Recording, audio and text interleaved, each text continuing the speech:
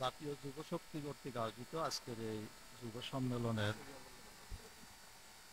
স্নাসপদ সভাপতি, উপস্থিত জাতীয় নেতৃবৃন্দ, যুব নেতৃবৃন্দ এবং সুধীমণ্ডলী, সাংবাদিক ভাইয়েরা, সর্বপ্রথমে আমি আমাদের সংগঠনের আমির শাইখুল হাদিস আল্লামা মামুনুল হকের পক্ষ থেকে আপনাদেরকে শুভেচ্ছা জানাচ্ছি। আপনারা জানেন যে 2024 সালের যে আন্দোলন সংগ্রাম তা কিন্তু এখনো শেষ হয়ে যায়নি।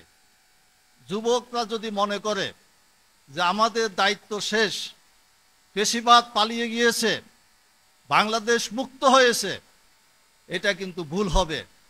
তার কারণ ফেসিবাদের সমস্ত উপকরণ বর্তমানেও বাংলাদেশে বিদ্যমান রয়েছে। সংবিধানের যে সমস্ত ধারা দিয়ে ফেসিবাদ সৃষ্টি হয়েছিল সেগুলো বিদ্যমান রয়েছে। যতক্ষণ পর্যন্ত সংবিধানে ফেসিবাদ সৃষ্টির ধারাগুলো বিলুপ্ত করা না যাবে ততক্ষণ পর্যন্ত সংগ্রাম বন্ধ হবে না। তাই যুব শক্তিকে পাহারা দিতে হবে, আবার যেন কোনো পেশিবাদ বাংলাদেশের মসনদে উঠে বসতে না পারে সেই ব্যবস্থা গ্রহণ করতে হবে।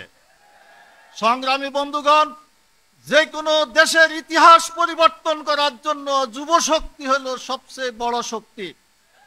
তাই যুব শক্তি যদি ঐক্যবদ্ধ থাকে, যুব শক্তি যদি সুশৃঙ্খলভাবে দেশকে গড়ে তোলার জন্য সংগ্রামে অবতীর্ণ হয়, তাহলে সে দেশকে কেউ পদানত করতে পারবে না।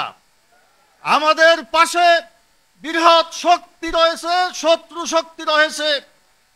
তারা এদেশকে পদানত করার জন্য বিভিন্ন সময় তাদের তাবেদারকে ক্ষমতার মসনদে বসাবার জন্য ষড়যন্ত্র করেছিল, আগামীতেও তারা করবে।